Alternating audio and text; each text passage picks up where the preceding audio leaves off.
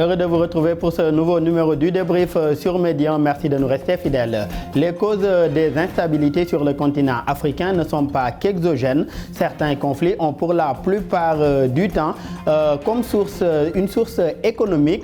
Il peut s'agir d'une mauvaise répartition des ressources naturelles. Quelles conséquences de la mauvaise gestion de ces ressources en Afrique? Comment faire de ces ressources des sources de développement et de stabilité? Le développement en première partie d'émission et puis en seconde partie du débrief face à l'accélération et les effets des changements climatiques marqués par des phénomènes météorologiques catastrophiques.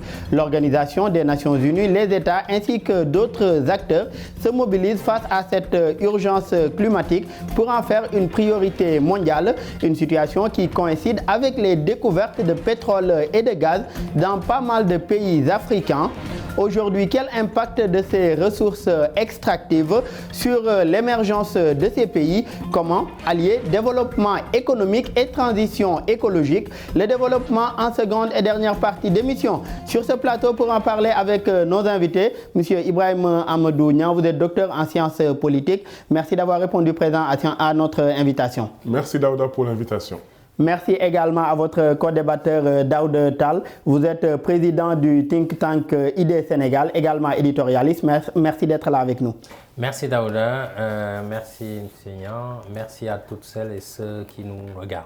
Et je reste d'ailleurs avec vous. Dans certains pays, aujourd'hui, les découvertes de ressources naturelles ne riment pas forcément avec développement. Pour certains, elles sont source d'instabilité et de conflits, d'où le concept de malédiction aujourd'hui des ressources naturelles ou malédiction des matières premières. Selon vous, existe-t-il déjà une malédiction des ressources naturelles? Non, pour moi c'est non.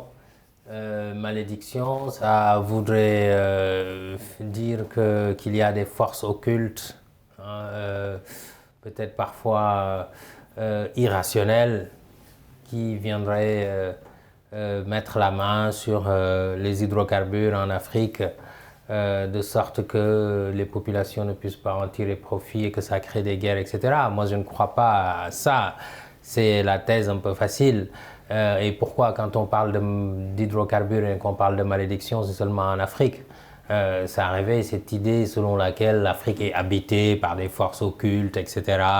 Je pense qu'on doit refuser cette qualification-là et surtout se concentrer sur les causes profondes qui font que l'exploitation d'hydrocarbures amène souvent des problèmes.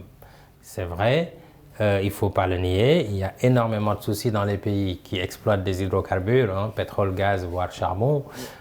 Mais sur cette question-là, les pays qui les exploitent aujourd'hui, qu'est-ce qui justifie ce contraste? On voit des localités aujourd'hui de ces pays riches en ressources naturelles et autres ressources extractives. Pourtant, les populations qui vivent à côté sont dans l'extrême pauvreté et ne bénéficient pas aujourd'hui des moyens les plus des moyens en tout cas de subsistance même manquent au sein de ces populations. Qu'est-ce qui justifie ce contraste avec cette question des ressources naturelles, même si vous refusez et réfutez la question de la malédiction de ces ressources-là?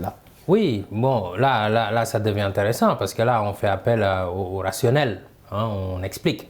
Alors, il y a plusieurs facteurs. Bon, le facteur le plus global, le plus générique, c'est la bonne gouvernance, la mauvaise gouvernance même, je devrais dire. Au-delà de ça, il y a plusieurs problèmes. Un, est-ce qu'on sait ce qu'il y a dans nos sous-sols et dans nos mers? Deuxièmement, est-ce qu'on a les moyens d'exploiter par nous-mêmes ces hydrocarbures? Dans les deux questions, la réponse c'est non. Ensuite, une fois qu'on donne à d'autres la possibilité des permis de recherche qu'ils cherchent et qu'ils trouvent, et ensuite qu'on prenne des décisions d'exploiter et que c'est d'autres également, des majors notamment ou d'un certain nombre d'États qui exploitent, est-ce qu'on a la capacité même de savoir ce qui sort de nos sous-sols et de nos mers? La réponse est non. Est-ce qu'on a la capacité également de bien négocier les contrats? La question est non. Est-ce qu'on tire profit, les maigres profits qu'on tire de l'exploitation de ces ressources naturelles? Est-ce qu'on les utilise à bon escient? La réponse est non. Par ailleurs, avant même cette question, est-ce qu'on fixe les prix de nos ressources naturelles sur lesquelles on doit être maître parce qu'on connaît la richesse de l'Afrique, regorge de ressources naturelles plus qu'ailleurs. Est-ce qu'on fixe les prix même? La question c'est non. Et donc, est-ce qu'on utilise les maigres ressources? La question c'est non. Est-ce qu'on fait profiter aux populations locales, défavoriser des recettes issues de l'exploitation de ces hydrocarbures? La réponse est non. Est-ce que ces hydrocarbures, les recettes nous permettent finalement... au vu de toutes ces réponses négatives à ces questions-là... Je termine quand même ma phrase. Allez-y. Au vu de toutes ces réponses négatives, c'est non, non, non. Ça explique le fait que certains veuillent utiliser la facilité pour parler ou alors qu'on nous fait croire que c'est la malédiction. Moi, je dis non. Allons dans les questions de fond. Et là, on aura peut-être des éléments de réponse. Et on reviendra tout à l'heure sur les questions de fond. Face à toutes ces réponses négatives à ces questions-là, aujourd'hui, qu'est-ce qui justifie qu'on n'a pas ces moyens-là, au-delà de fixer aujourd'hui le prix de nos ressources, mais déjà d'avoir un certain contrôle, même si on n'a pas les moyens de les explorer ou de les exploiter, mais d'avoir un certain contrôle par rapport à l'exploitation de ces ressources-là et de savoir négocier également la question de ces contrats-là liés à ces ressources? Je pense qu'il y a beaucoup de choses. La première chose, c'est que, en réalité, l'exploitation organisée, telle que nous la connaissons aujourd'hui, c'est une expérience qui est quand même assez nouvelle. Même si on peut concevoir que dans la plupart des pays, en tout cas, l'exploitation artisanale, ou même si on peut l'appeler illicite d'une certaine façon, cette exploitation-là existe depuis plusieurs années. Mais l'exploitation organisée, telle que nous la connaissons aujourd'hui, en tout cas dans nos pays, elle est assez récente. Donc, pour moi, ce qui est important, c'est que, en fait, nous n'avons pas aujourd'hui la technologie nécessaire pour le faire. Tout à l'heure, on a parlé de, comment dire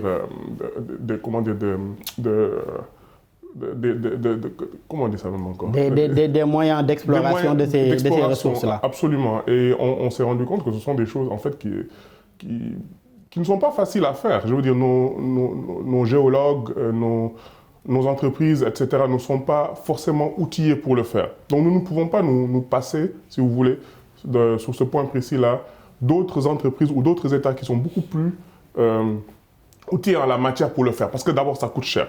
Sur le plan technique. Mais est-ce que nous ne pouvons pas aussi mieux négocier aujourd'hui nos contrats, puisque ces contrats négociés, c'est sur plusieurs années aujourd'hui, et le pouvoir ou bien la personne qui a eu à négocier ces contrats va partir et les institutions vont demeurer. Donc, est-ce qu'on ne pourrait pas mieux négocier également ces contrats-là, liant nos États ou bien liant les États africains à ces compagnies-là, exploratrices et exploitatrices également de ces ressources? Absolument.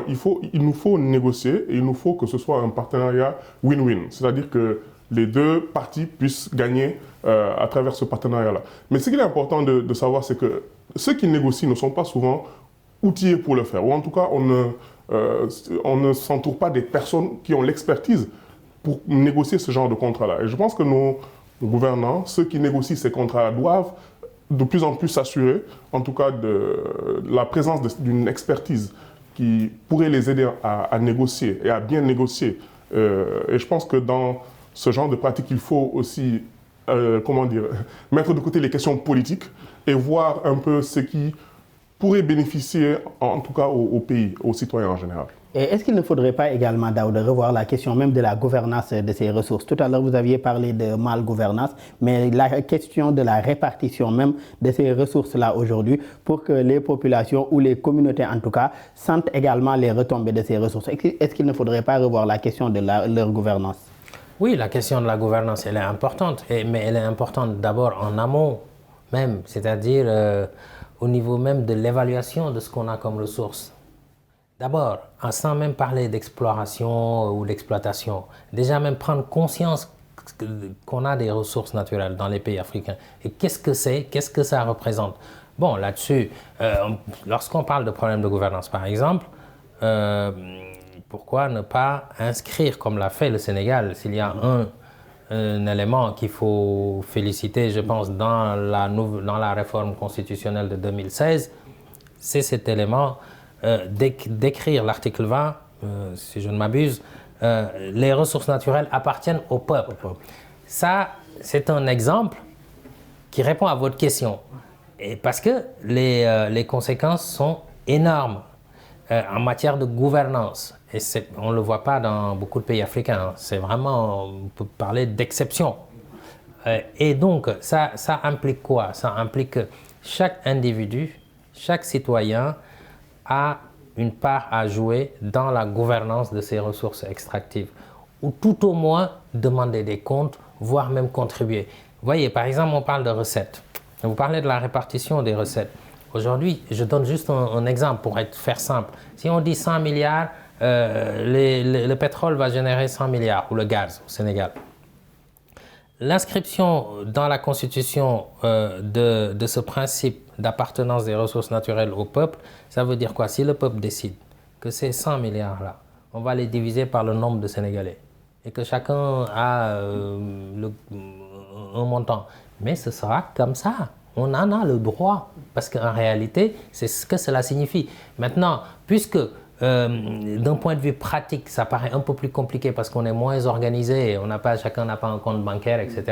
On peut décider, effectivement, on confie à l'État le fait d'utiliser ces ressources pour l'intérêt général, par la construction d'hôpitaux, de routes, d'écoles, etc. C'est ce que cela signifie, mais l'impact doit être ressenti par chaque citoyen. Et pour mieux ressentir cet impact par chaque citoyen, est-ce que le modèle aujourd'hui des pays du Golfe pourrait inspirer certains pays africains aujourd'hui? Bon, là, on est dans deux environnements différents quand même, parce que si on prend le cas de l'Arabie Saoudite, il y a Saudi Aramco, on sait très bien qu'eux, ils ont la capacité de s'occuper de leurs hydrocarbures. Et donc, je pense qu'on ne peut pas trop comparer, on ne peut pas transposer ce modèle-là ici parce qu'on est à des années, en termes de différence. Bon, je ne sais pas pas transposer le modèle aujourd'hui des pays du Golfe vers ici, mais s'en inspirer en fait pour une meilleure gestion de nos ressources, de ces ressources extractives et autres ressources naturelles. Oui, alors la question elle est large, il faudrait peut-être un petit peu plus préciser parce que s'en inspirer par rapport au choix des investissements... Par rapport au choix des investissements et par rapport aux retombées sur les populations. Voilà, bon là il y a des retombées importantes. Le choix des investissements... après, il faut voir, hein, parce qu'il y a l'après-pétrole, là aussi il y a danger, dans la mesure où ce sont des économies qui ne sont pas du tout diversifiées, à l'exception du Qatar maintenant qui joue la carte de l'influence et de la diversification de son économie, notamment par le tourisme, ça c'est très important, mais le modèle des pays du Golfe saoudien, par exemple, Qatari, etc. Bon, pour l'instant, ça fonctionne. Ça donne l'impression que ce sont des pays riches, etc. Mais bon, la population n'est pas très importante.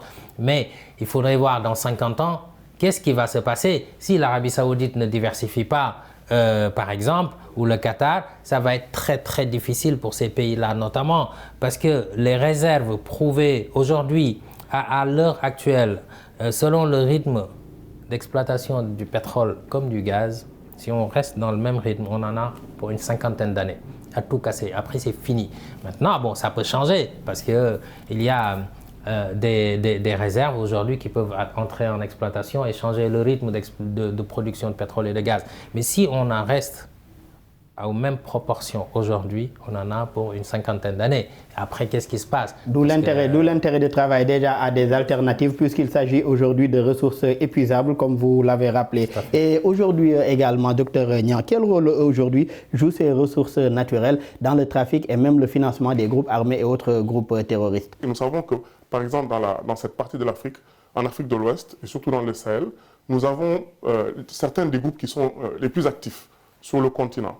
Et si l'exploitation n'est pas réglementée, si nous ne prenons pas garde, si l'exploitation illicite prend de l'ampleur, nous allons voir de plus en plus de situations dans lesquelles les groupes terroristes ont accès à ces ressources naturelles, qu'elles vont monnayer contre des armes pour devenir plus forts, pour contrôler plus de territoires, pour venir près des côtes. Et je pense que nous commençons déjà à sentir, si vous voulez, un tout peu plus d'attaques vers des pays côtiers. Donc, pour moi, c'est ça l'impact direct de l'exploitation illicite sur la sécurité. Et il y a aussi le fait qu'aujourd'hui, en Afrique, il y a quand même encore une quinzaine de crises qui sont liées un peu à nos frontières, au tracé des frontières. Et je pense que dans le cas des ressources naturelles, il y a toujours la crise entre le Cameroun et le Nigeria sur la presqu'île de Bakassi il y a d'autres crises entre la RDC et les pays voisins sur ces questions. Et l'Union africaine, aujourd'hui... L'Éthiopie, le Soudan et l'Égypte également, sur la absolument. question du barrage du Nil. Et l'Union africaine a initié un programme concernant le tracé des frontières. Et je pense que certains pays, même le Sénégal, j'ai vu que récemment, au niveau de notre frontière avec le Mali, il y a eu des efforts qui ont été faits dans ce sens.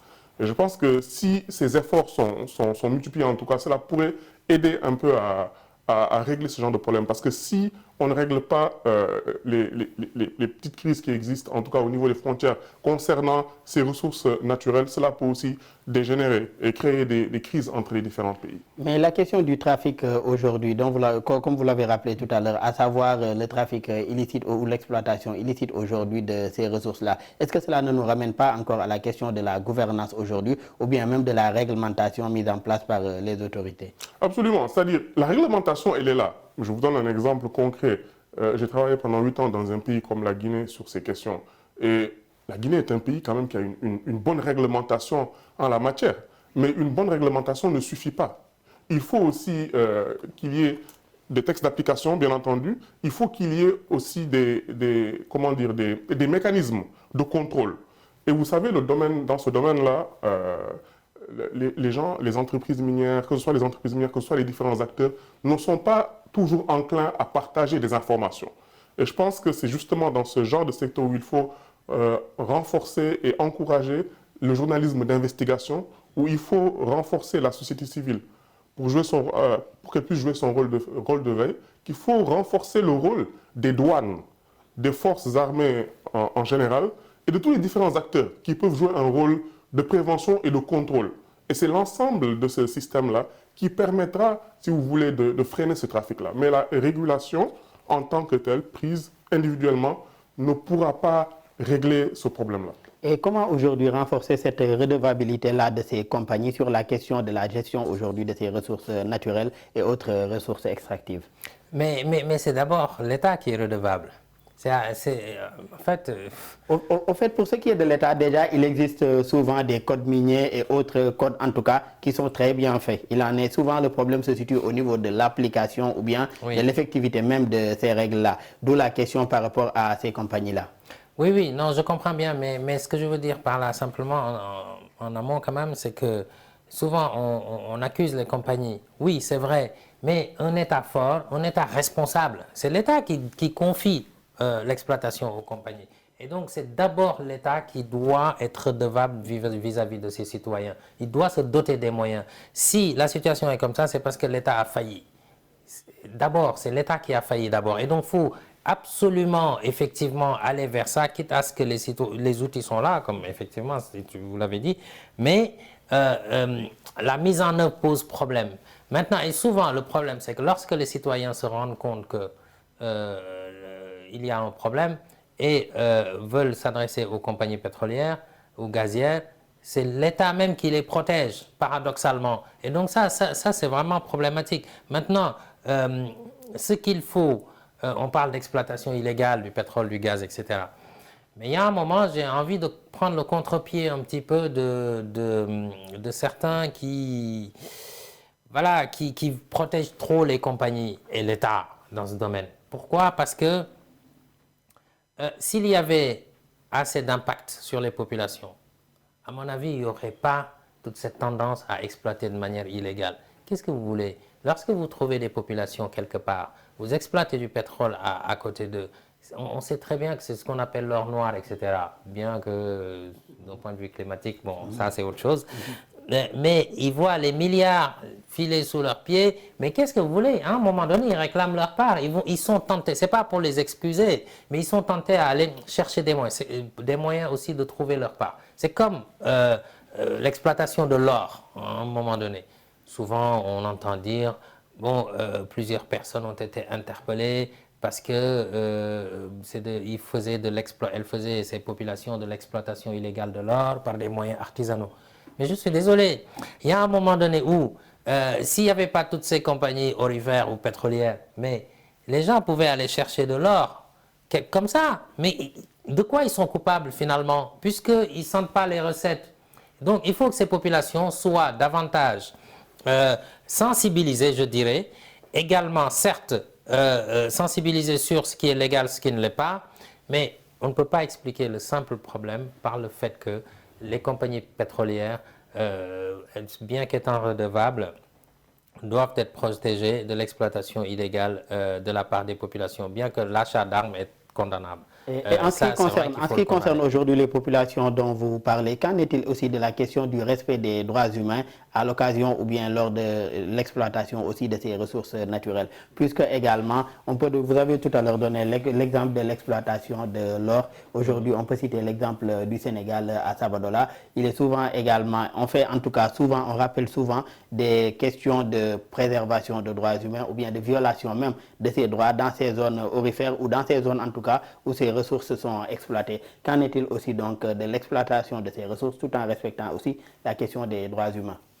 Oui, la question des droits humains. Vous voulez parler du travail des enfants, par exemple? Du travail des enfants et de bien d'autres conséquences également de l'exploitation. Tout à l'heure, vous avez donné l'exemple des populations qui veulent aller exploiter eux-mêmes de l'or. Oui. Mais ils peuvent le faire du moment où on dit que les ressources appartiennent aujourd'hui au peuple, mais également il y a des codes, il y a des textes qui existent déjà. Mais il y va aussi de la question de leur sécurité en allant au niveau des mines et en exploitant de façon artisanale. Donc là également, on peut parler de la question des droits. Oui, oui, tout à fait. Il y va de leur sécurité. En fait, l'idée n'est pas de les encourager à le faire, puisqu'ils n'en ont pas les moyens. Mais ce que je veux dire, c'est qu'il faut psychologiquement comprendre.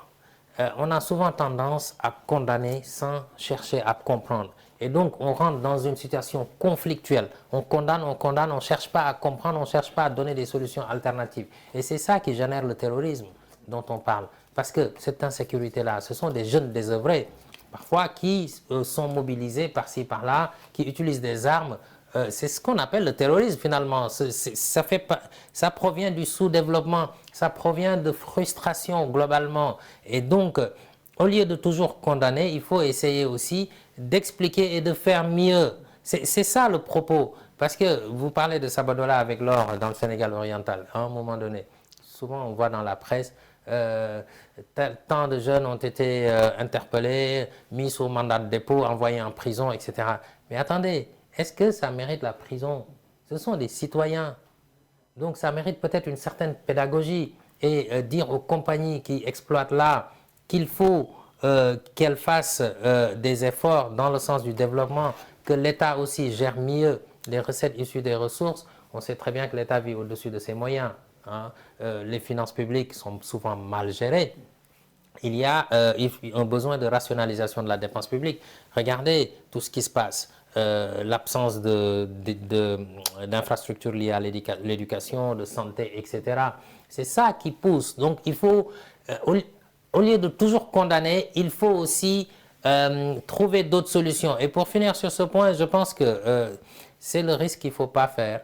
Vous parliez du Sénégal, on peut s'y arrêter un peu. C'est le risque qu'il ne faut pas répéter avec le pétrole et le gaz. L'année 2023 démarre avec l'exploitation du pétrole et du gaz. Si on ne gère pas bien avec pédagogie, si l'État du Sénégal ne fait pas en sorte d'organiser les impacts pour que ce soit profitable aux populations, ce qui se passe au Nigeria, dans le golfe de Guinée et ailleurs, risque de se passer au Sénégal. On ne le souhaite pas. Et pour finir là-dessus, regardez, lorsqu'on parle d'hydrocarbures, le Nigeria, des fois, c'est 90%, en gros, parfois, des recettes d'exportation qui sont issues des hydrocarbures. Vous vous rendez compte? Tout ce que vous exportez, 80-90%, c'est le cas du Gabon, etc. aussi. C'est les hydrocarbures. Donc, vous exportez quasiment rien. Et parallèlement, le Nigeria importe 90% de ses besoins pétroliers. Et par rapport à votre alerte, M. Nia, comment prévenir ces conflits aujourd'hui par une gestion intégrée et durable de ces ressources? Pour moi, il y a plusieurs façons de prévenir ces conflits-là. D'abord, je pense qu'il faut, bien entendu, comme mon collègue l'a dit, c'est-à-dire s'assurer que ces ressources puissent bénéficier aux différentes communautés. Et je pense que le fait que le Sénégal l'ait inscrit dans sa constitution, cela pour moi est un engagement important.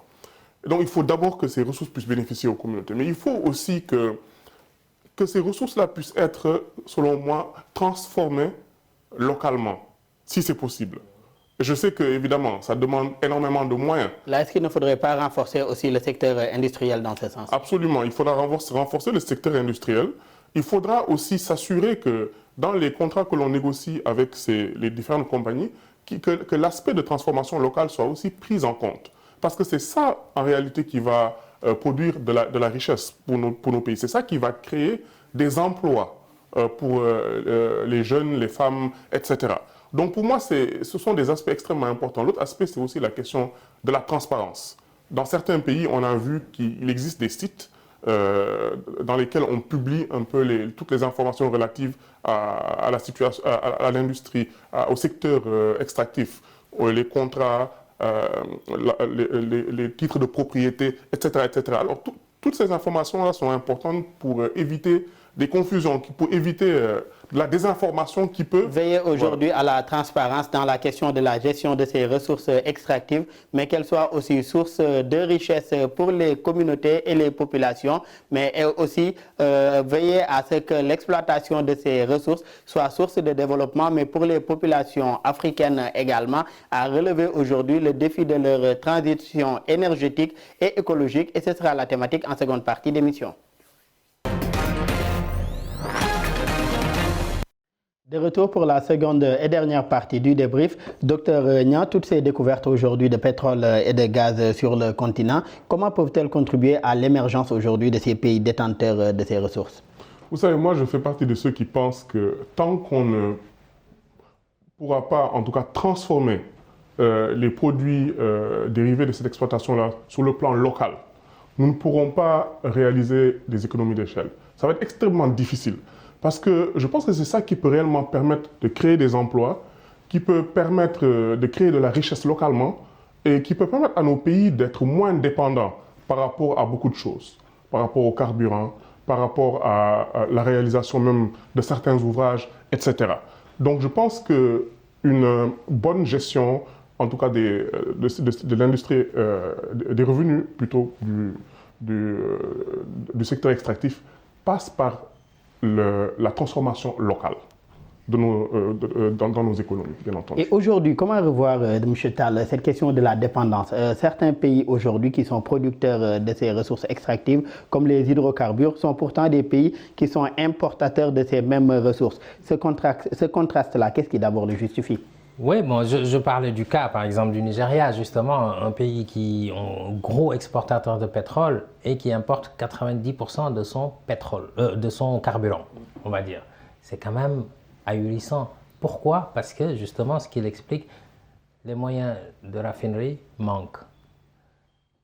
C'est ce qui se passe, en fait, dans le cacao en Côte d'Ivoire, la banane, par exemple, ce qui se passe dans l'arachide au Sénégal, ce qui se passe dans les ressources naturelles, les ressources agricoles, où on exporte brut pour ensuite que ce soit transformé, le chocolat revient, on nous le revend, ou d'autres produits. C'est exactement la même chose. Mais est-ce que ces ressources ne doivent pas financer la transformation ou le raffinage dans le pays même? Mais bien entendu, mais c'est exactement la même chose qui se passe dans le pétrole, comme ce qui se passe dans les autres ressources naturelles. Alors, vous avez raison, il faut que l'exploitation de ces ressources naturelles finance le développement.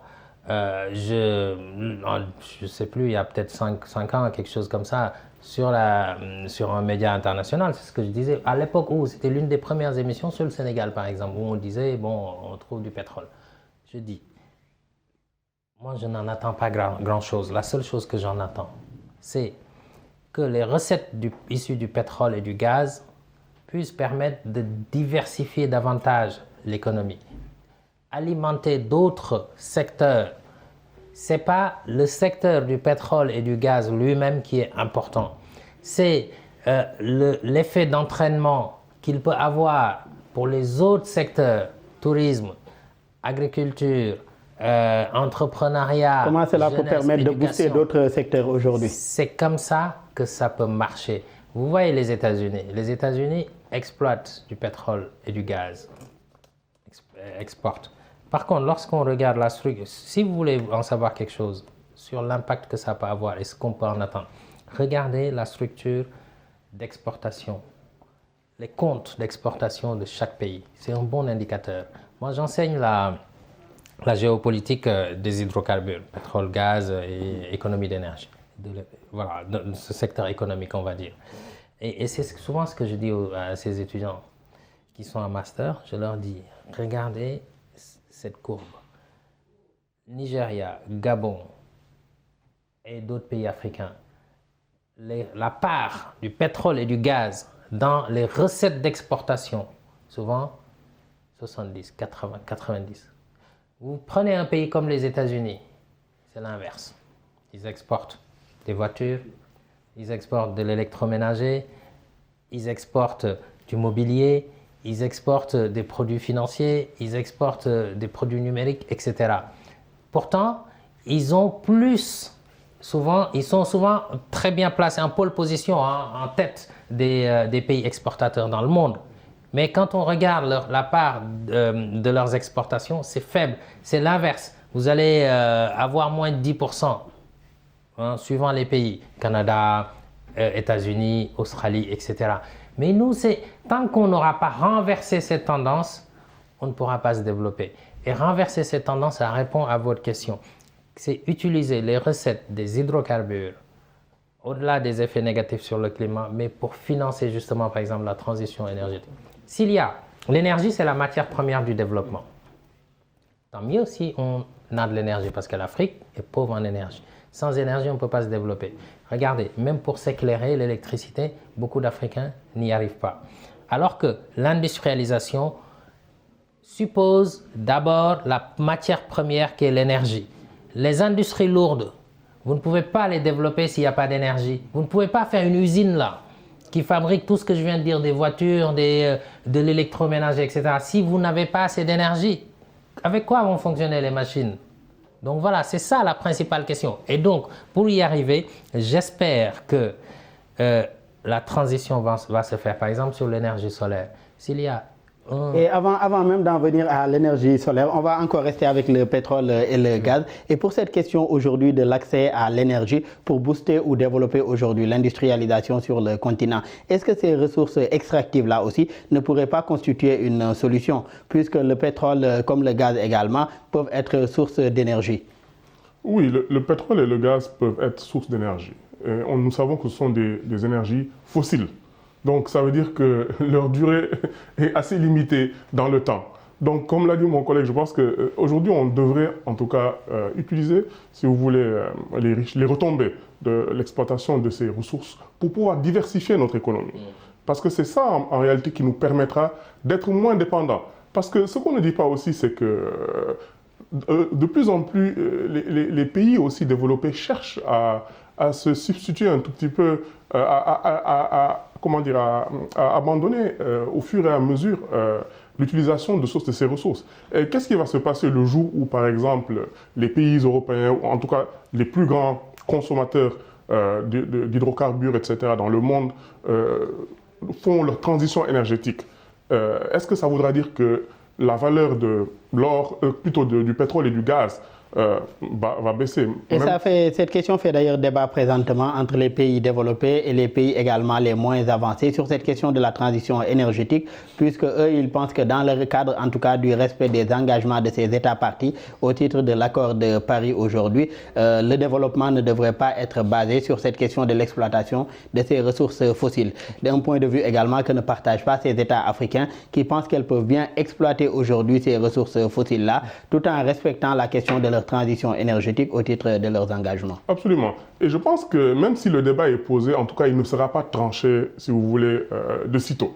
Parce que, quoi que l'on dise, sur le marché mondial, la demande en hydrocarbures est extrêmement élevée, plus de 80-89%. Donc, cela veut dire que nos pays ont encore une certaine marge. Mais il faudrait être très stratégique, utiliser cette marge, utiliser ce temps pour pouvoir diversifier nos économies, aller vers le solaire, aller vers d'autres types d'énergie propre. Parce que comme mon collègue l'a dit tout à l'heure, sans énergie, nous ne pourrons pas nous développer. Et nous avons cette fois-ci une opportunité qui est là, qui est devant nous, que nous pouvons saisir pour diversifier. Si nous ne diversifions pas nos économies, nous ne tirerons pas en réalité profit de l'exploitation de ces ressources, je le pense. Et aujourd'hui, l'exemple du Nigeria que vous aviez donné tout à l'heure aujourd'hui, l'exploitation de ces ressources également a permis l'émergence aujourd'hui de certains capitaines d'industrie dans le pays, des gens aussi qui ont investi dans d'autres secteurs que le pétrole ou le gaz également. Qu'est-ce qui fait que cela n'est pas aussi ressenti, en tout cas comme cela se devait, dans l'économie même du pays? C'est l'accaparement sans doute des ressources, la mauvaise gouvernance, le manque de diversification de l'économie. Regardez ce paradoxe. Première économie d'Afrique, le Nigeria. Alors, problème, regardez son IDH, regardez quel est l'impact de cette place de première économie d'Afrique sur les populations nigérianes. Des fois, je m'amuse à poser cette question, à dire, bon, voilà, la première économie d'Afrique, c'est le Nigeria. Préférez-vous être pauvre au Nigeria ou être pauvre au Sénégal ou être pauvre au Maroc, par exemple? Beaucoup me diraient, on préfère être pauvre au Maroc qu'au Nigeria. Et pourtant, c'est la première économie africaine. Donc là, il y a paradoxe. Donc si vous êtes pauvre au Nigeria, vous avez plus de soucis que si vous êtes pauvre au Sénégal, par exemple, ou au Maroc. Vous voyez, donc là, c'est très problématique. Ça veut dire qu'il y a des inégalités fortes. Et la croissance, là où on se trompe souvent en Afrique, c'est que la croissance économique n'est pas toujours un bon indicateur. Parce que la croissance, parfois, creuse les inégalités, augmente les inégalités. Puisque si vous avez 10% de croissance, s'il y a une petite masse qui profite davantage de cette croissance, par rapport au reste, vous creusez les inégalités. Et qui creuse les inégalités dit accroissement du sous-développement. C'est très très important. Et donc, une croissance qui est mal faite, qui n'est pas faite de manière endogène, qui n'est pas faite par le tissu économique local de manière diversifiée, par l'entrepreneuriat, et de manière hétérogène, c'est une mauvaise croissance. Parce qu'elle va enrichir les plus riches et appauvrir les plus pauvres, source de conflits donc, etc. Et donc, je reviens sur un élément qui est très important, c'est le développement de l'énergie. S'il y a un secteur dans lequel on peut s'industrialiser ou alors qui nous permet d'avoir de l'énergie, parce que l'énergie c'est deux choses pour moi. C'est une question de souveraineté, la souveraineté énergétique, elle est très très importante. Si vous n'êtes pas souveraine d'un point de vue énergétique, vous n'avez pas une agriculture souveraine, vous n'avez pas une économie souveraine non plus. Et c'est aussi la sécurité énergétique. Comment on arrive à s'approvisionnement de manière sécurisée? Alors, nous, on a l'occasion de... Souvent, on dit, oui, non, vous avez pollué, laissez-nous polluer, vous avez utilisé votre carburant, votre pétrole, laissez-nous avoir du pétrole. Mais attendez, mais là n'est pas la question. Ce n'est pas une question de vous avez fait ci, vous voulez nous interdire de faire ça. C'est que demain, il n'y aura plus de pétrole. Demain, il n'y aura plus de gaz. Alors, si on ne prépare pas préparer la transition, c'est préparer demain. Ce n'est pas faire plaisir aux Occidentaux. Et face à cela, est-ce qu'aujourd'hui, les énergies renouvelables dont vous parliez tout à l'heure ne pourraient pas constituer une alternative, à savoir l'énergie solaire, éolienne et les autres types d'énergie renouvelables aujourd'hui? Mais c'est par l'affirmatif. C'est ça l'alternative. Et la vraie alternative, je le dis, au rythme actuel, dans une 50aine d'années, on n'aura plus d'hydrocarbures. Ça pollue, mais au-delà de ça même, ça va devenir rare. Mais dans 50 ans, 60 ans, s'il n'y a plus, presque plus, mais qu'est-ce qu'on fait? Ça veut dire que ceux qui n'auront pas développé des énergies alternatives seront davantage dans le noir qu'aujourd'hui, surtout que la population va augmenter. S'il y a une énergie qu'on devait maîtriser, les Africains, c'est l'énergie solaire. Le soleil en Afrique, plus que nulle part ailleurs. Est-ce qu'on détient, nous, la technologie sur le solaire? Non. Alors que, vraiment, on devait être en avance sur tout le monde. Et c'est les autres maintenant qui vont venir nous apprendre encore comment on fait de l'énergie solaire, de la même manière qu'ils nous ont appris comment on fait de l'énergie avec les hydrocarbures, les énergies fossiles. Mais par rapport à la question de la technologie, là, est-ce que cela ne doit pas renvoyer aujourd'hui, Dr Niang, à financer la recherche, davantage en tout cas financer la recherche scientifique sur le continent africain, au niveau de nos États surtout? Bien entendu, je pense qu'il y a déjà des efforts, même s'ils sont encore timides, il y a des efforts qui sont faits dans ce sens pour, si vous voulez, renforcer la recherche dans ce domaine. Mais au-delà de la recherche, je pense qu'il faudra aussi penser à créer en tout cas des fonds par exemple qui permettent de mobiliser assez de ressources pour aller au-delà de la recherche, pour créer des procédés, créer des méthodes, etc., qui sont assez endogènes, qui sont des choses que nous maîtrisons, que nous pouvons utiliser à bas coût, et qui peuvent aussi aller dans le sens de notre propre contexte et de nos réalités. Je pense que c'est deux choses qu'il faut faire. Il faut bien entendu investir dans la recherche, mais il faut aussi créer des ressources, créer des outils, créer des instituts, soutenir ceux qui font déjà de la réflexion dans ce domaine-là, créer des débats, aller vers les communautés pour essayer de comprendre ce qui peut être fait, les procédés qui existent déjà, qui peuvent être renforcés. Je pense que c'est tout un ensemble qu'il faudra mettre en œuvre pour arriver à cela. Et l'exemple de ces fonds que vous avez donné tout à l'heure, est-ce que cela ne peut pas constituer un bon début aussi pour la question aujourd'hui de l'exploitation de ces ressources pour financer le développement, tout en veillant aussi à la transition énergétique aujourd'hui sur le continent? Absolument. Je pense que les fonds, c'est quelque chose d'important, et ça me permet aussi de dire quelque chose que je trouve très important, c'est que on a vu qu'au Nigeria, dans d'autres pays, on en a parlé, nous avons de grands industriels, nous avons de personnes qui se sont enrichies grâce à l'exploitation de ces ressources naturelles. Mais il faudrait aussi qu'à un moment, que nous puissions développer une certaine forme de, si je peux l'appeler ainsi, une philanthropie africaine. C'est-à-dire que ces grands capitaines d'industrie, ces personnes qui se sont enrichies dans ce secteur-là, puissent contribuer à des fonds au niveau continental pour pouvoir diversifier notre accès à l'énergie. Il faudrait que ces gens-là puissent aussi être assez responsables et qu'on n'ait pas toujours à aller quémander autre part ou attendre de l'aide d'autre part pour pouvoir créer des fonds souverains. Voilà. Je pense que les fonds doivent être créés et alimentés et soutenus par des Africains.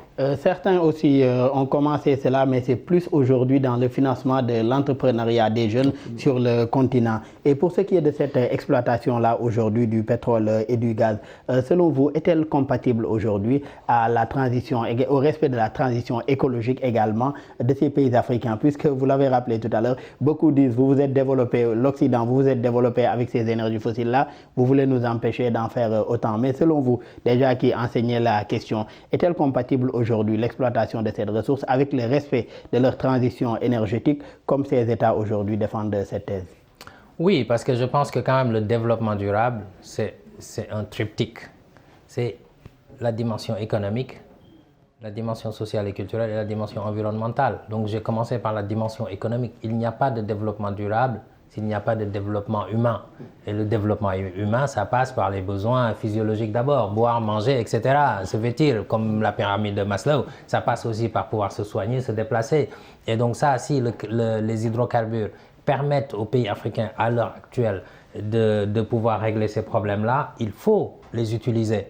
Maintenant, on peut les utiliser aussi avec des techniques et des procédés un petit peu plus durables. Vous voyez, par exemple, je vais citer une entreprise qui devient Total, qui était connue comme entreprise pétrolière, qui devient Total Énergie. Maintenant, qui a changé de nom pour prendre en compte les énergies renouvelables. Il y a d'autres majors qui font pareil, avec des initiatives vertes. Donc, oui, c'est possible, mais il faut que ces énergies fossiles contribuer à préparer la transition. Et pour ça, il faut un choc. Choc, ça peut être d'ordre climatique, par exemple. Les Européens, qu'est-ce qui s'est passé? Ils étaient dépendants des pays du Golfe avant la crise pétrolière des années 70. Et ils se sont diversifiés pour ne plus être dépendants. C'est là qu'est apparu, que s'est développé le nucléaire, par exemple. Et le nucléaire, si vous prenez le cas de la France, l'essentiel de l'électricité que consomment les Français est d'origine nucléaire. Et quel est l'état de l'énergie nucléaire ici, au Sénégal? En Afrique. Mais à part l'Afrique du Sud peut-être, et quelques projets un peu dans de grands pays africains, rien. On est proche de zéro dans l'écrasante majorité des pays. Bon, maintenant, c'est toujours mieux que le pétrole, le nucléaire, si on maîtrise la sécurité. Le gaz est une énergie un petit peu plus propre que le pétrole, naturellement. Il y a du gaz, il faut utiliser tous ces éléments-là pour préparer la transition énergétique et créer Et je suis d'accord lorsque vous parliez des capitaines d'industrie, et je trouve que ils doivent faire davantage pour la jeunesse. Pas que dans le secteur pétrolier, même dans tous les secteurs. L'Afrique a fait des enfants riches, une minorité. Et cette minorité-là ne renvoie pas l'ascenseur. Il faut le dire, on ne le dit pas assez. On dit souvent que notre problème, c'est les autres, les Occidentaux qui viennent exploiter. Mais les nationaux qui sont riches, qu'est-ce qu'ils font?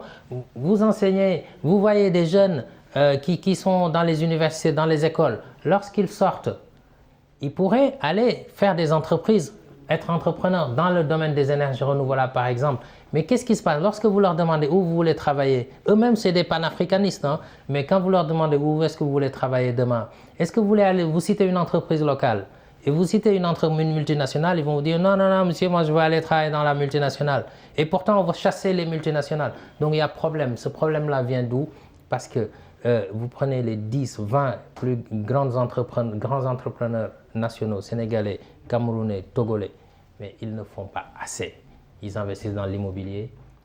Parfois, certains sont accusés d'évasion fiscale et effectivement, d'autres sont accusés de blanchiment d'argent. Mais tout ça doit être organisé, je suis d'accord là-dessus, envers les jeunes et développer l'entrepreneuriat vers les nouvelles énergies. C'est la clé du développement futur de l'Afrique. Et comment cela pourrait aussi contribuer à une meilleure compétitivité aujourd'hui du continent africain? De toutes les façons, vous savez qu'aujourd'hui, le continent africain, comme l'a dit mon collègue tout à l'heure, c'est-à-dire la question énergétique, c'est une question importante parce qu'on peut dire que nous avons même un déficit d'énergie dans beaucoup de secteurs qui sont des secteurs qui ont vraiment besoin d'énergie. Par exemple, lorsqu'on prend la question de la transformation, tout juste, hein, pour transformer, il faut de l'énergie. Pour transformer, si je prends le cas de la Guinée, pour transformer la bauxite en aluminium, c'est un procédé qui demande énormément d'énergie. Et c'est justement des fois l'argument qui est utilisé par ces grands majors pour dire que, bon voilà, nous ne pouvons pas malheureusement mettre sur pied une usine, une raffinerie, ou etc. parce que il n'y a pas assez d'énergie.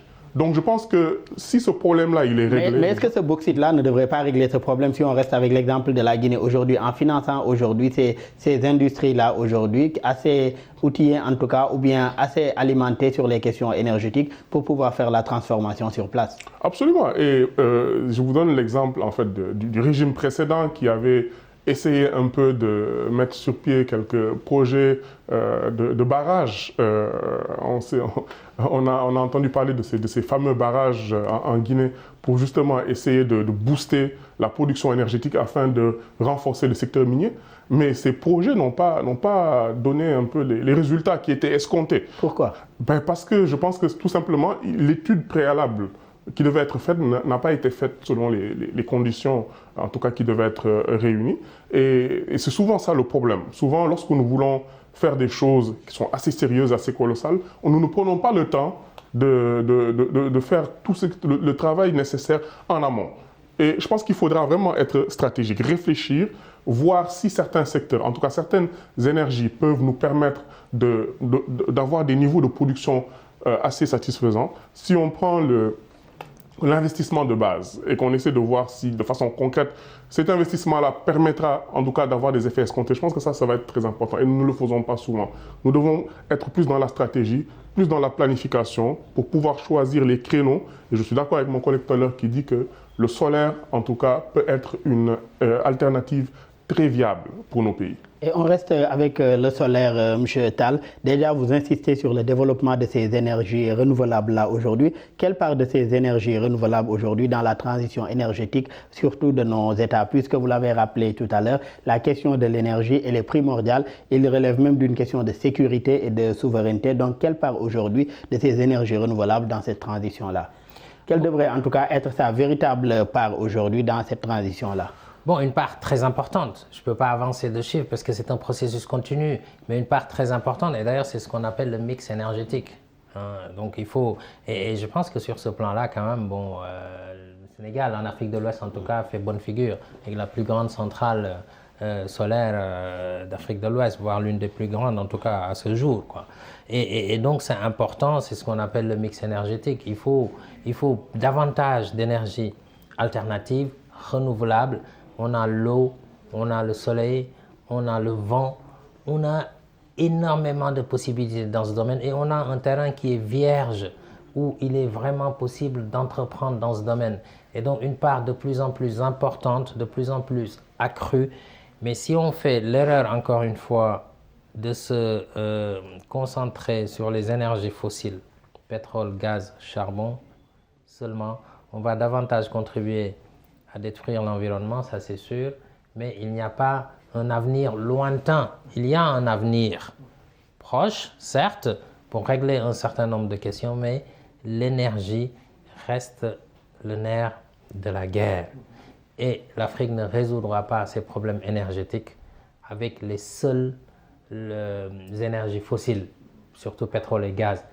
Absolument, c'est nécessaire d'avoir des ressources supplémentaires. C'est nécessaire de mettre en avant les énergies renouvelables pour y arriver. Et pour la résolution de ces problèmes énergétiques de l'Afrique, M. Niang, comment aujourd'hui renforcer également la coopération entre États, que ce soit entre 2 ou plusieurs États sur la question de ces énergies? Aujourd'hui, on voit que beaucoup d'États partagent des mêmes cours d'eau. Comment renforcer la coopération sur la question du développement aujourd'hui de ces énergies renouvelables-là, que ce soit l'énergie éolienne, solaire ou bien même l'énergie hydroélectrique?